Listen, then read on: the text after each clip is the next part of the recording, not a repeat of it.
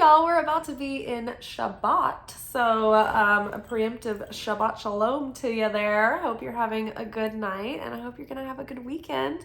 So I am glad that I'm able to make this video early. I feel like there are some caution flags that have been thrown up for us for the weekend to help us avoid maybe some final little booby traps, pitfalls, moments of relapse or default setting, or last little swings of blades from the gauntlet. I believe that the dust is settling and the worst is behind us. Go actually follow my TikTok account. I do a daily card pull there.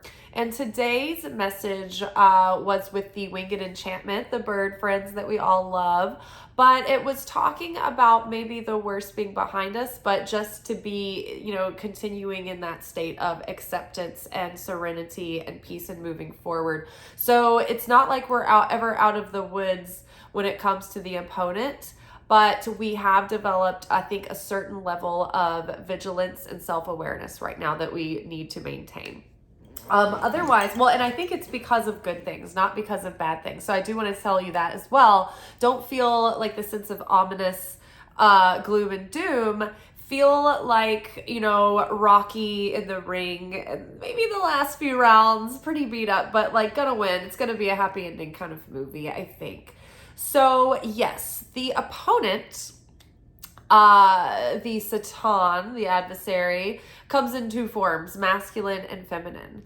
The masculine form of the Satan comes as the initial trap, the trickster. He'll trick us into the fuck up, the temptation, the anger, the going back into your old patterns, accidentally binging when you were trying to diet,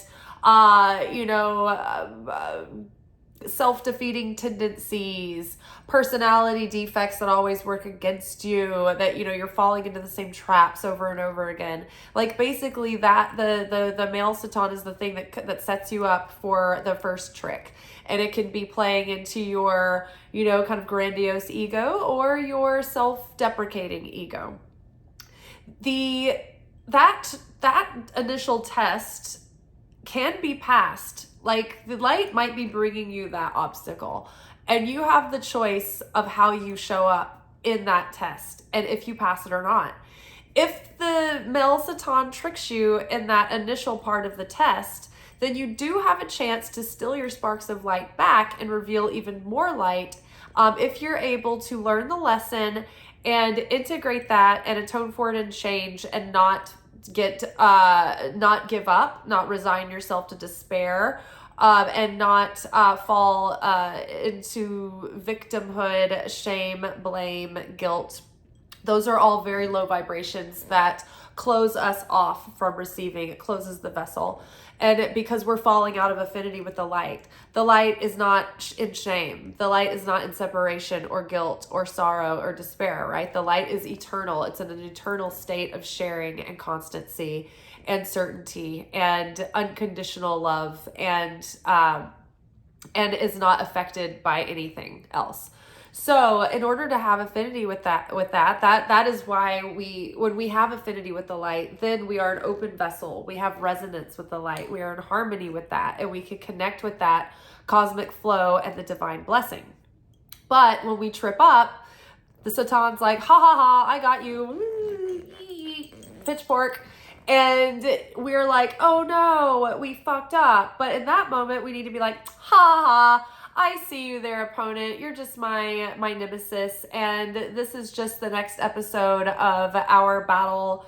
And, this is just a serial comic that I'm expecting you over and over again. So I actually was expecting you coming, and I knew this lesson was coming. And now I didn't mean to get tripped up, but that's not the end of the world. That's not the rules of the game. I can keep getting other chances as long as I keep believing in the creator and having certainty that the creator can turn the situation around and turn me around and change me too. So I'm not going to beat myself up. In fact, I'm going to use this as a learning experience to become even more resilient, even more wise, even more powerful against my opponent, and even more cunning the next time around. And so that's when we can steal our light back and almost like stomp on that mushroom and become Big Mario. What happens though is right after we fuck up, the female opponent comes around, and that's the opponent that's the extra dangerous opponent, because the female opponent, the feminine toxic energy comes in and wants to affect how you feel about yourself.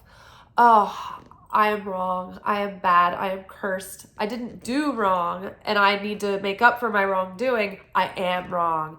I am cursed. I am unworthy.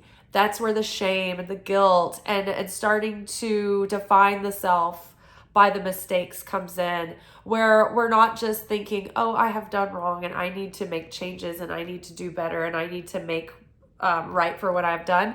But that is when we are thinking that we are inherently bad, or that we are inherently damaged or unredeemable, right? And that's when, you know, the female Satan stills all that extra juice, all that extra light, and takes it for the other side. And that creates a shell of negativity that, again, has to be broken through repeating that lesson again, or through pain, discomfort, different things that bring cleansing.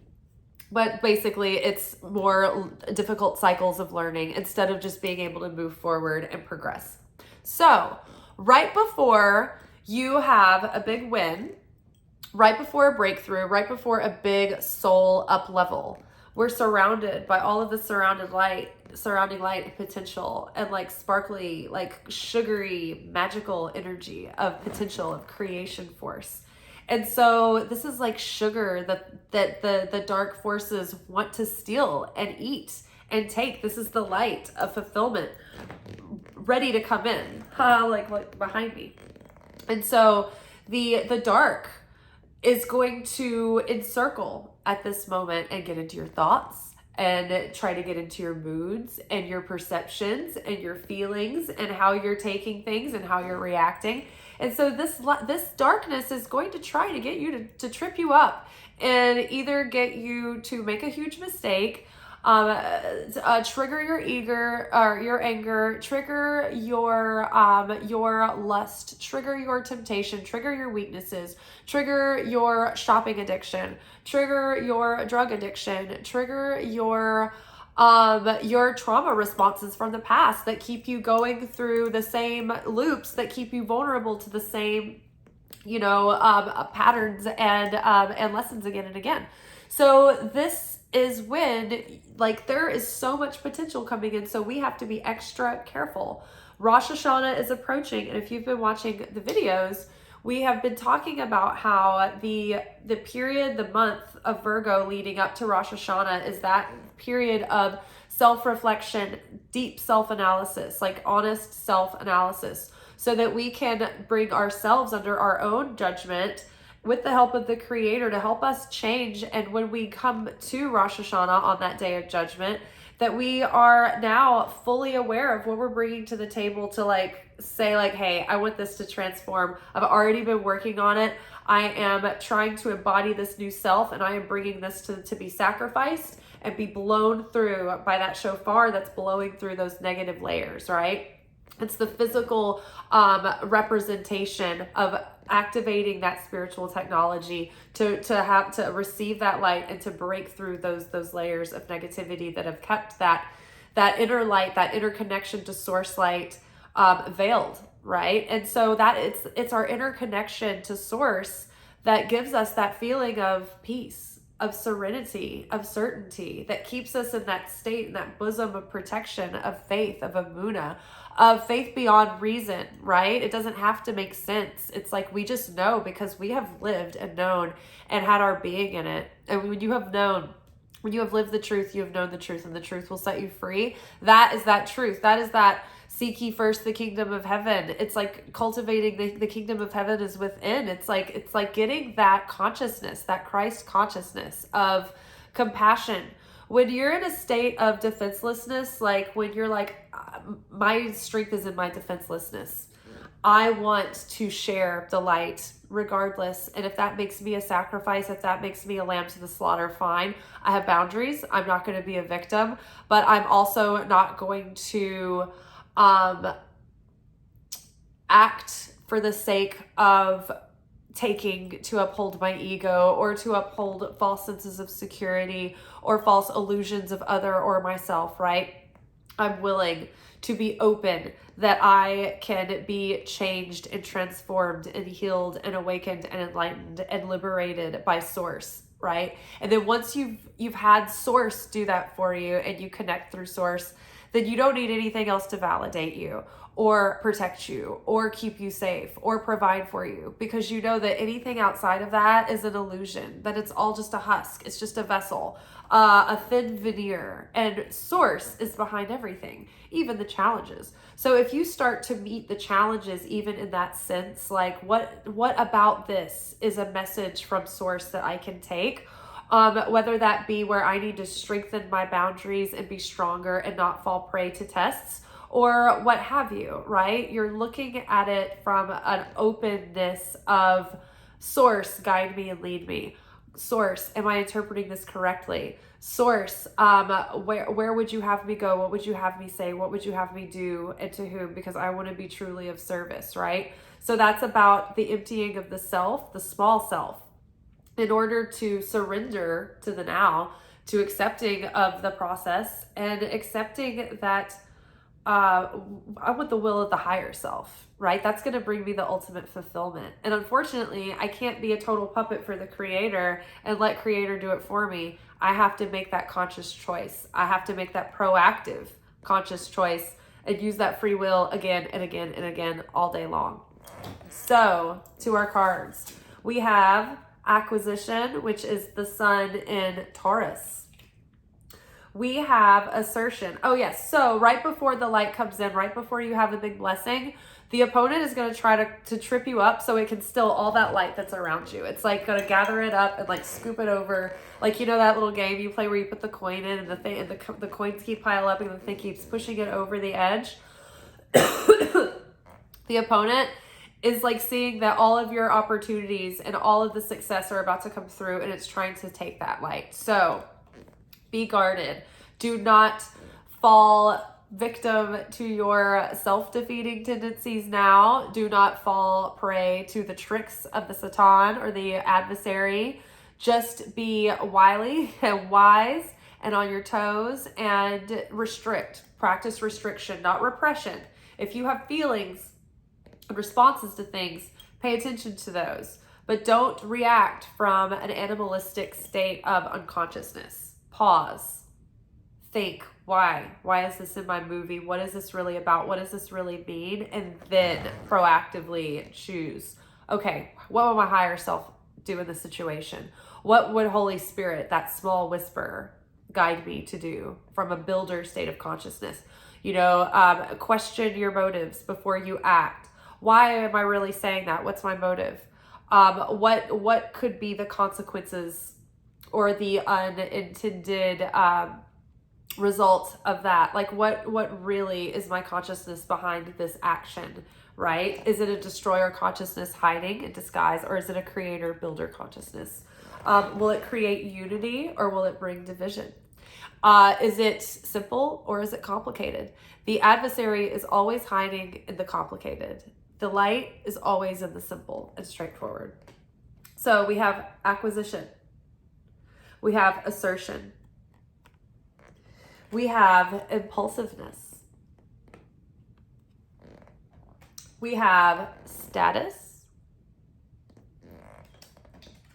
And we have ostentation.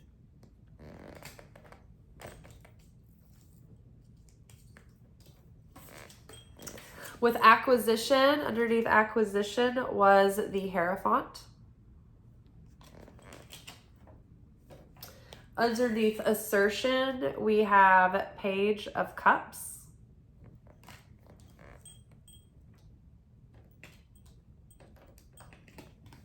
Underneath impulsiveness, we have Ten of Pentacles.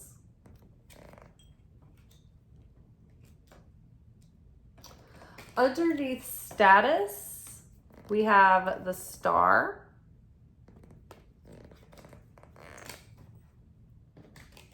And underneath ostentation, we have 5 of Pentacles. So let's see. The acquisition card, Sun in Taurus, talks about a knack for, well, first of all, I just want to read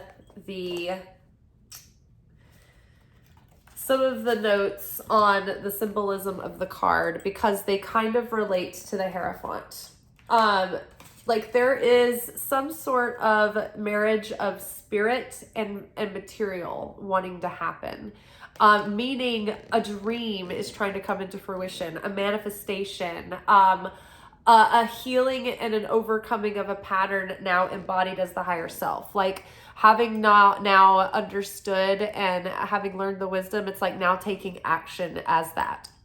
So the Hierophant is about solidifying something in an official sense or in a long-term way. It's also about doing things by the book and upholding traditions and doing things in a proper way. The acquisition card has to, there's some symbolism that has to do with an exquisitely dressed couple promenade showing their finery for all to see. The symbol above is a ritual voodoo diagram known as Urzuli, which represents the desire for a marriage bond and shows a love of perfume and jewelry. So the Sun in Taurus person loves, like, this person can build something of great value and of like a material nature that is in the realms of Venus, of comfort and beauty, and maybe even has to do with art and style. There's so much about this reading that ties into like knowing our talents and purpose and having like an ear to this, the pulse of the zeitgeist, knowing that there's like somewhere in the market where we can fill a gap or there's something that we have to offer, even to the degree of we can really align with our higher purpose right now. Like start fulfilling those dreams in a productive, fruitful way, as long as we continue to embody these lessons that we've learned and don't go back.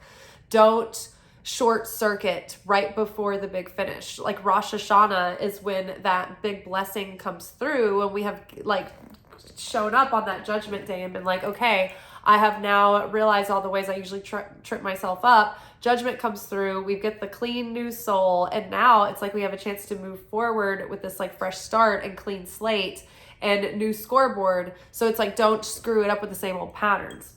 So again, it's like we're on the verge of a big opportunity, of a big breakthrough, something that could have long-term value and meaning. It's not just about like, I mean, this could have to do with being in such a state of your authentic self that you're now drawing in healthier opportunities for relationships or business partnerships.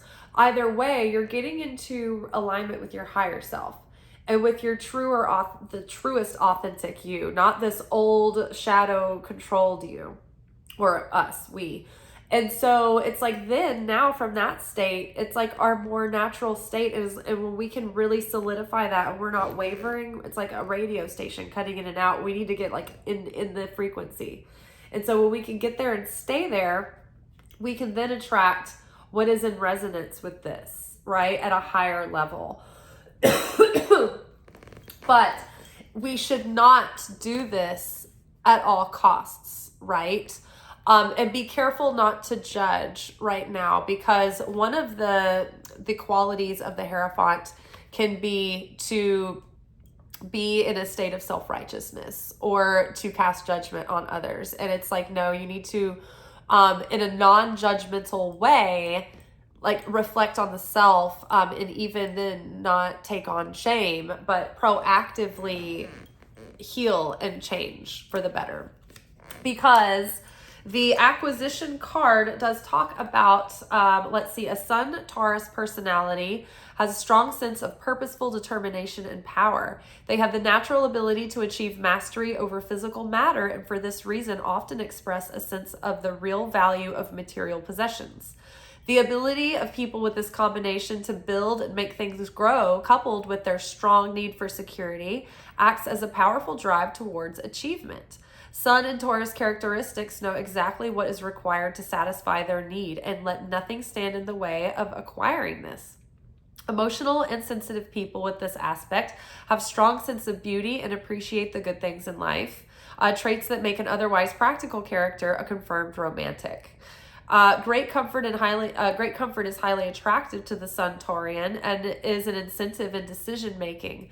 But this love of comfort ensures that change doesn't come easily, and an obstinate and willful Taurian nature can resist to the point of detriment.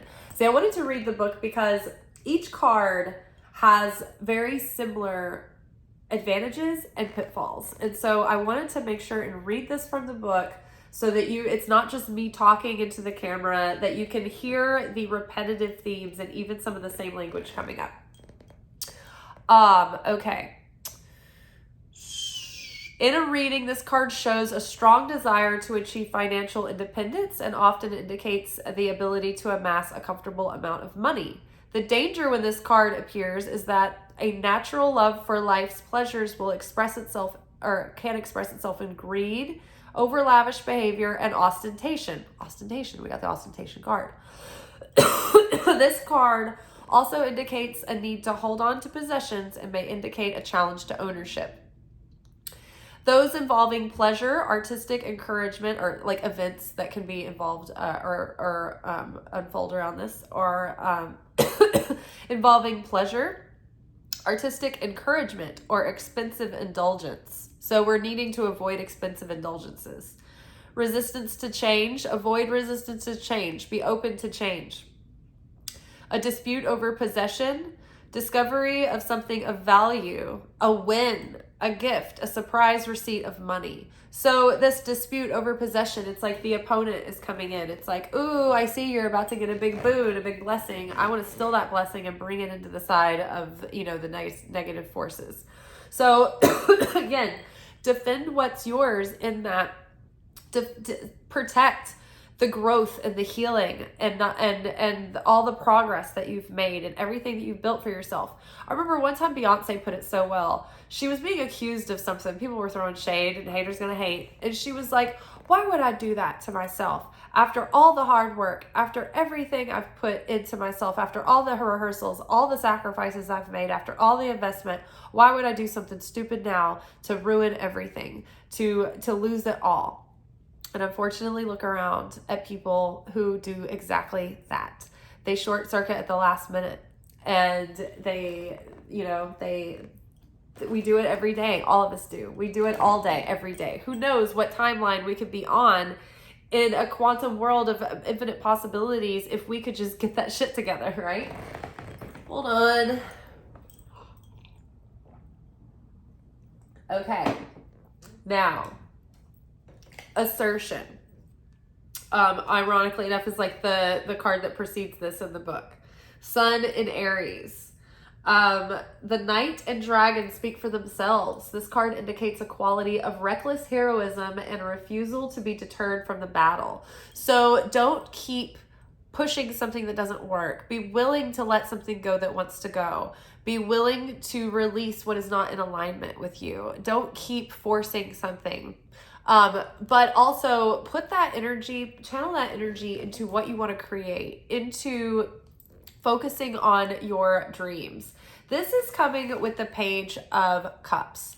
And so the Page of Cups is like a good opportunity coming in. It's good news. It's like a sensitive individual who's like caring and understanding.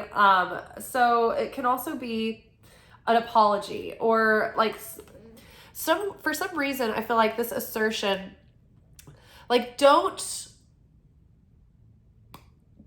fall for any tricks this week. Don't let life dominate you. But also don't feel victimized, like you have to dominate over life either. It's like, just be like something that the wind can blow through. Do not be affected. Just let it pass you by, and instead focus your assertive energy and that angst, like transmute and alchemize that into the way that things that you're trying to build within yourself. Put it into your personal development, your interests, your passions, things that bring you joy and fun and laughter. Channel it into your goals and the things that you're trying to create, and the ways that you're trying to heal and transform and rise above the fray. But don't get pulled back into it. Don't get pulled into any drama. Don't get pulled into any temptation to act out willfully or vengefully or aggressively. Okay, assertion. Let's see. Okay, so Sun Aries people have a strong psychological drive to prove themselves through direct action. Not satisfied by just talking ideas through, they are impatient to get on with doing something about them.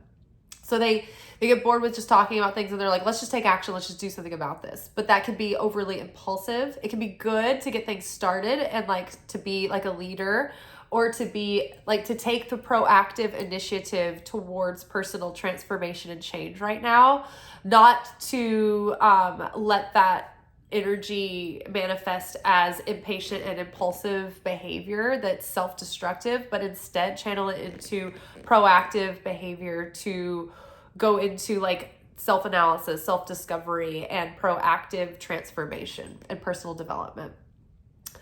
Okay, and personal development of the soul, even not just about like your goals and things. We need to change from the inside out. Let's see. These impulsive qualities sometimes indicate the possibility of errors of judgment, but this personality type even finds getting out of a jam a fulfilling challenge. In fact, Sun Aries people come into their own when faced with a challenging project. I mean, this is just the evolution of all of us. It's like when we're put under challenge, when we're put under pressure, that's usually when we turn to the light and seek, evolution and enlightenment. It's usually not when things are going our way. We're usually distracted with all the fun and frivolity in that moment. It's usually when we are faced with challenges in life that we delve deeper and into wanting to discover like the patterns in ourselves that keep us circling in the same challenges. Okay, run-of-the-mill activities do not bring out the best talents of people with this planet sign combination and find themselves in this kind of a situation.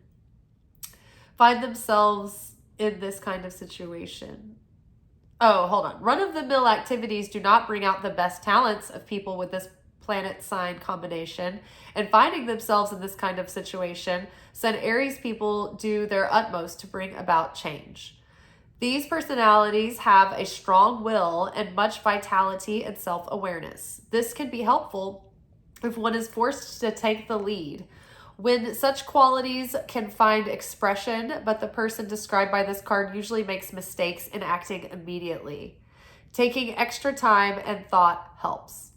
When dealt in a reading, this card shows that the opinions and wishes of others do not easily sway the questioner, and indicates a strong determination to maintain his or her own course in life. The card reveals that the inquirer has a clear vision of what he or she wants and knows how to achieve it. It also indicates the need to work harder and longer than most to achieve success and the respect of others. The danger when this card appears is one of acting on impulse. Events surrounding this: sudden acts, times requiring impulsive courage, an unexpected challenging situation, the need for quick action or defense of one's position. So I feel like this is all about being like, in combination with that Taurian energy of like just knowing what you want, knowing what you need, knowing how to do it, and then like just getting to the work of getting that done. Don't do it at the expense of others or at all costs or anything like that. Be sensitive, but also it's like again, connecting with source and not needing validation or permission from anyone. It's like you're connected with the mission and purpose, and that's what you believe in, and that's what's driving you. Okay. But yeah, don't let, naysayers or whatever, the opinions of others or whatever get in your way of knowing what you're supposed to be doing, like going in that divinely inspired, guided direction. And people won't always understand. Impulsiveness. So this is Mars in Aries. Mars in Aries, in a positive way. So in a negative way, this is like a little warning that so impulsiveness connected with 10 of Pentacles. 10 of Pentacles is long-term value. It's wealth. It's wealth that begets wealth. It's value that grows into like value that continues to grow exponentially. It's like inheritance that you leave or a legacy, right? And so this is long-term fulfillment versus instant gratification. The whole, one of the main lessons in Kabbalah of building the vessel is the ability to restrict the desire to receive for the self alone and restrict the desire to receive instant gratification, to instead hold out for the greater long-term fulfillment, the greater value, holding out, practicing restriction for the ultimate satisfaction, whatever the light is developing and bringing in, rather than, instant gratification that's, maybe the right thing at the wrong time, or reaching for something that's really not like in alignment with you. It's not really on your path, but you think it looks great, or overdoing it, like eating just that much, too much, that throws you off your diet, or it makes you feel like crap, or makes your blood sugar drop, don't, this is about practicing restriction. Again, restriction is not the same as repression. Restriction might be, ooh, I feel my temper coming up. Oh my goodness. Instead of getting lost in this drama and like going into the story and letting it take over, being big reactive and then blowing up my chances at something by doing a very reactive action or saying something that like blows my shot, or saying something that is harmful or that creates negative energy. Even just boiling in that anger too long creates negative energy around you that's blocking your blessing. So it's about witnessing that and feeling that anger and being like, what is this really about? How can I let this go now? How can I heal this in this moment? What is the story that I'm telling myself? Is this even true? Why did I think this was true? Can I let this go? Can I be willing to ask Holy Spirit to help me to let this go, to heal this, to be able to witness this now and have it no longer have power over me, right? So we're trying to avoid getting tripped up in doing things that are going to thwart our efforts. And again, shoot our shot at long-term fulfillment right before the blessing comes in because we fell prey to the opponent. Or maybe, we didn't have strong enough boundaries and we were too empathic and enmeshed, right? So it's like we need to learn how to maintain that sensitivity while having strong boundaries. And then on the other side, okay, so actually I want to keep reading impulsiveness. A wild figure on horseback gallops as if in a race. The symbol to the left is one of the greater seals symbolizing the 6 steps of creation. It is a protector of all things. The horseshoe symbolizes good fortune, resembling a bowl-like crescent of the waxing moon, a vessel capable of receiving. Personal Mars is the ruling planet for Aries, and so here it sits in its natural fiery element. This planet sign combination describes people who are energetic and impulsive in their every action. They feel a need to get things done, and this leads them to start numerous new projects. Acting before thinking inevitably leads to disasters, but these Martians are resilient and wins always predominate over losses. Now, this is a common theme coming up as a strength and a weakness. It's a strength in entrepreneurs to be able to go after a bunch of ideas, fail fast, fail smart, fail forward. Don't get caught up in the failure. Oh, I can't do this. I've resigned myself to despair. No, fail forward, right? That is a productive way to do it. However, a good CEO and a good entrepreneur also has to hone in that unadulterated masculine force of wanting to get caught up in every shiny object, or having it's like unadulterated potential with no form, no structure, no supernal feminine energy to give it boundary, to give it vessel to contain, right? Discipline, structure. Okay, so don't be impulsive, don't get impatient, don't act before you think, don't go all in and like blow your money on something like a class before you're ready to like really follow up on it. Or if you got pulled into like a good idea about maybe a trade, but you didn't think about like the day-to-day in and outs of it before you signed up, kind of thing. Or like, is this the first priority? Are you there yet? Or would you be better served at like buying that course later? I don't know why that example is coming up. Like, if you feel good about buying a course, like, do it. I love courses, but I'm just like, that's just an example. Okay. Acting before thinking inevitably leads to, or maybe like starting a business, like launching it before you're ready. Before like, it's really like you've got all the pieces in order or whatever. Acting before thinking inevitably leads to disasters, but these Martians are resilient and wins always predominate over losses. People described by this card are somewhat competitive and display a need to be seen in a leading position. Basically, they're outgoing and feel more comfortable at the front with group endeavors. These Martians are natural leaders and take on this role with any situation which requires positive action.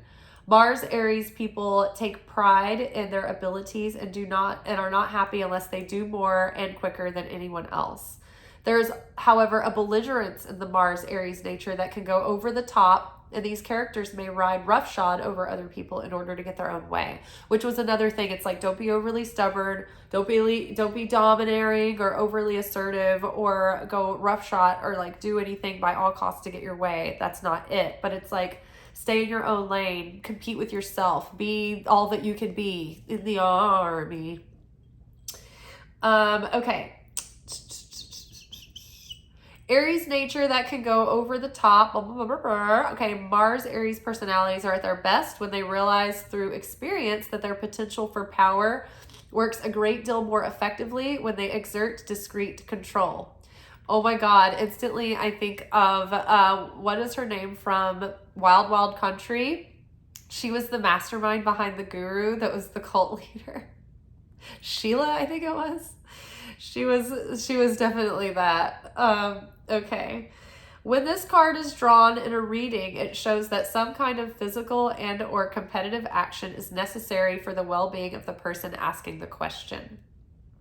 A challenge that requires courage, proving oneself by tackling the unknown, acting on impulse in a sudden situation, leading others with enthusiasm into a new venture.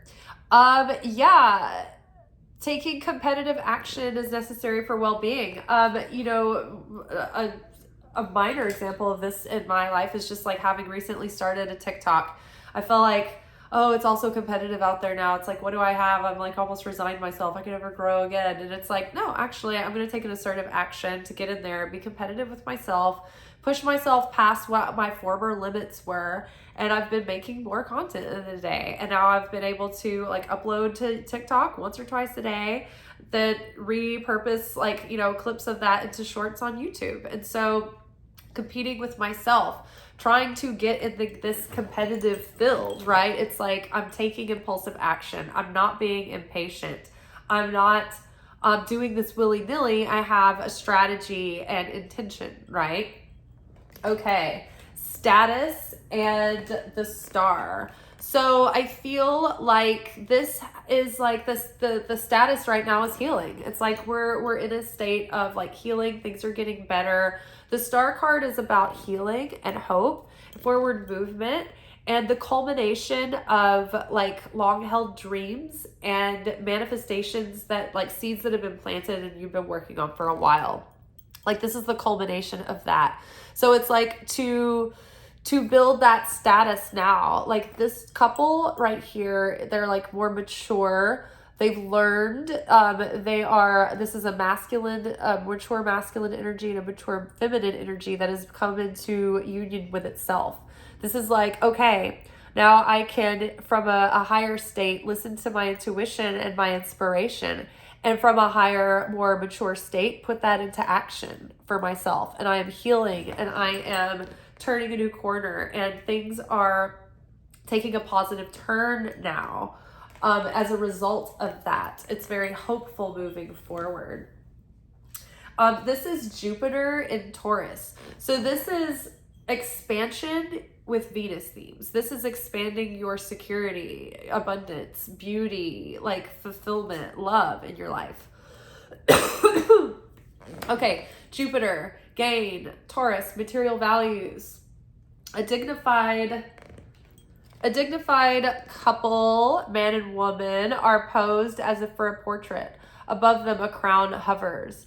The two lion-headed dragons are symbols of might and dignity.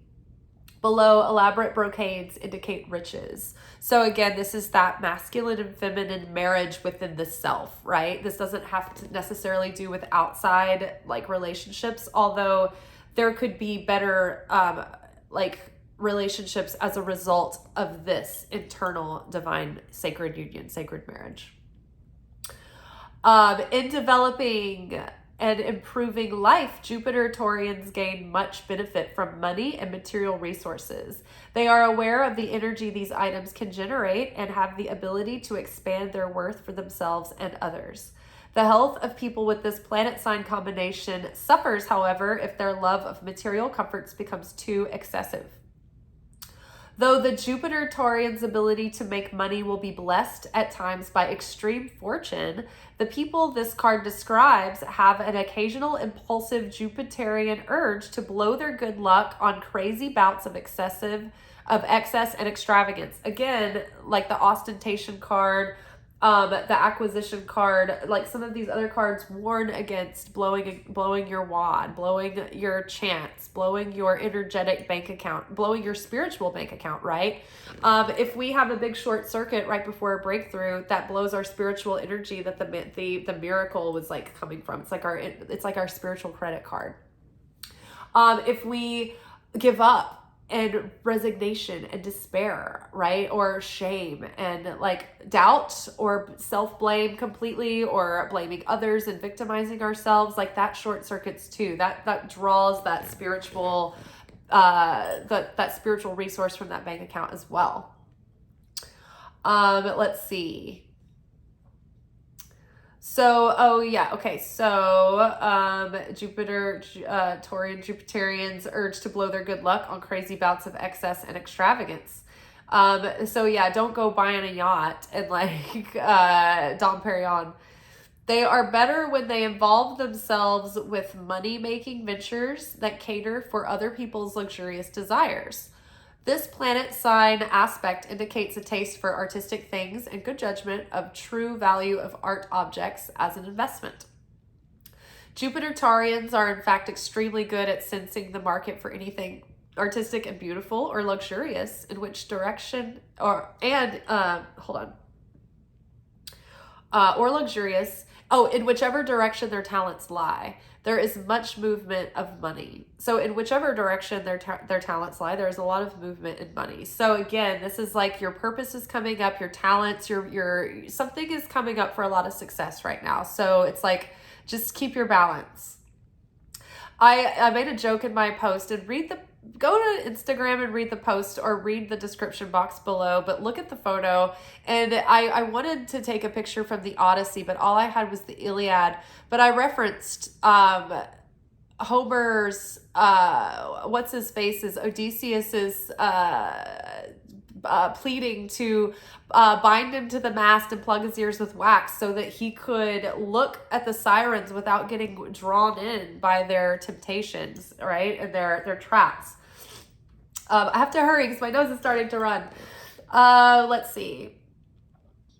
They are better when they involve themselves with money-making ventures that cater for other people's luxurious desires.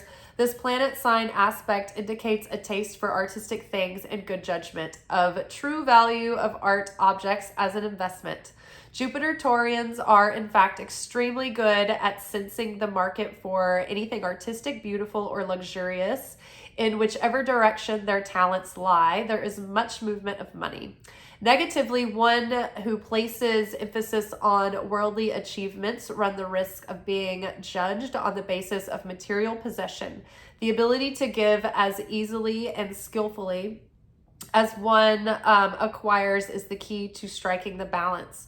When this card is drawn, it hints that one should be aware of priorities and question whether material gain is really the most important at this time. So again, be aware of your priorities. Don't pursue money at all costs. Think of your spiritual health, the highest good of all, everything involved, your physical health. Pleasure from beautiful things, extravagant taste, a generous love of art, using money to cultivate powerful friends.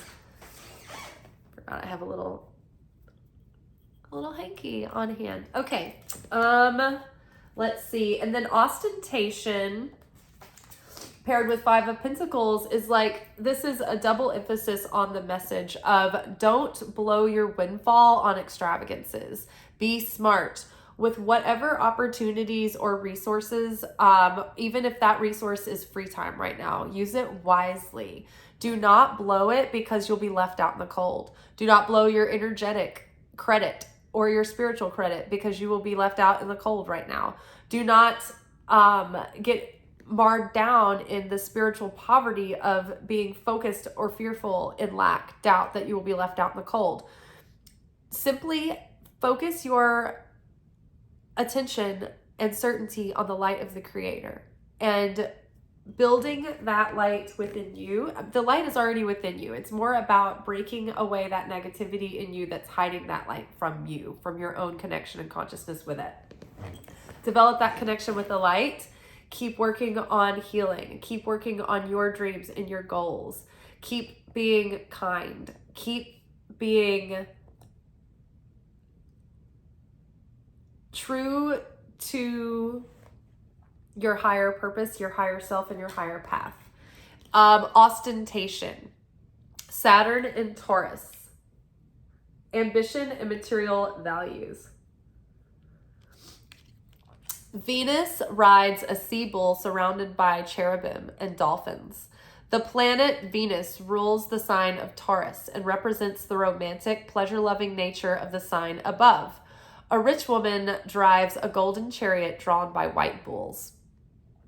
For Saturn Taurians, ambition is served by the material achievements gained through great ability to sense the value of things and also make them grow. Again, this is the same theme coming up. It's like you can sense something of value and you can grow this.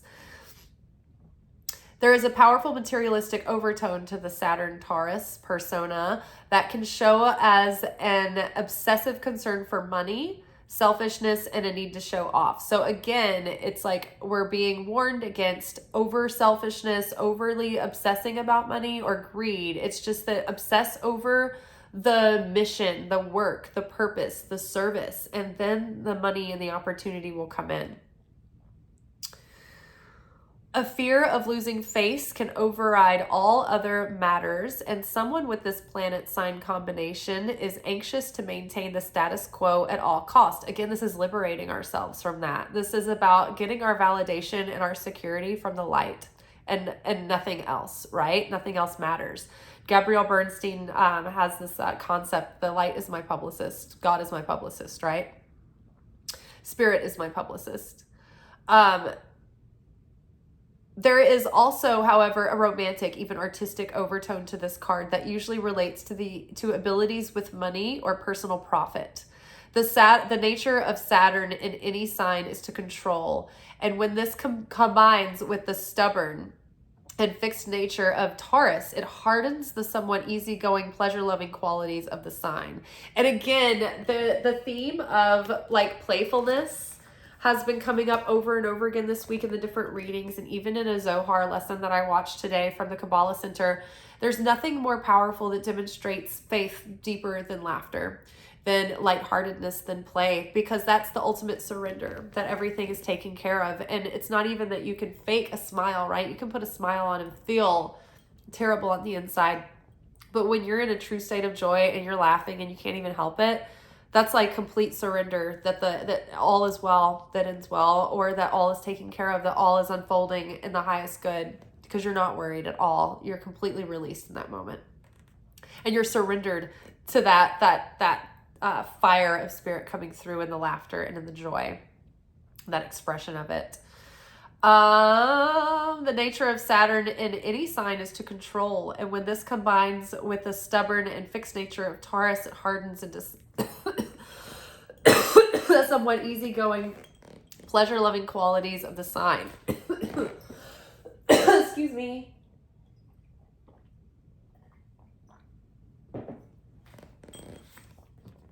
Okay. Saturn-Taurians have a tendency to use other people's generosity or sponsorship to further their own needs.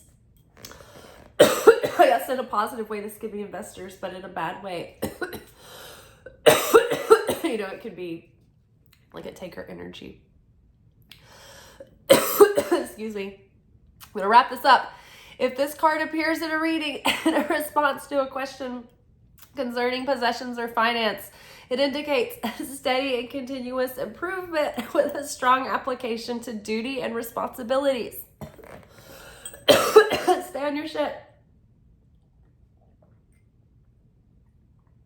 It is significant of the ostentatious card or ostentation card that although one may be doing the right things in terms of ambition and economics, it will not usually make the questioner very popular.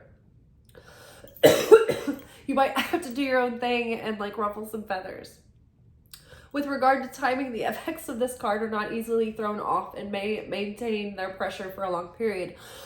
This is the proactive giving effort to maintain the fulfillment of whatever you're building. If you're starting a business, you have to keep putting in effort to sustain that. Building a channel, building a TikTok, you have to keep showing up every day. The temptation to scheme to gain a material advantage, choosing the most impressive, status-enhancing option, a large financial commitment, or a large commitment of resources. Like, for instance, if you're a content creator, you better love doing it because it's a daily thing that you show up to, right? Our soul progression, our soul health, our spiritual health. It's a daily commitment that we show up to, a daily discipline. To me, Christianity is about being a disciple of Christ consciousness. It requires discipline and daily devotion and daily discipline to maintain that consciousness within too. All right, guys, I'm losing it over here. I'm snotting. All right, bye.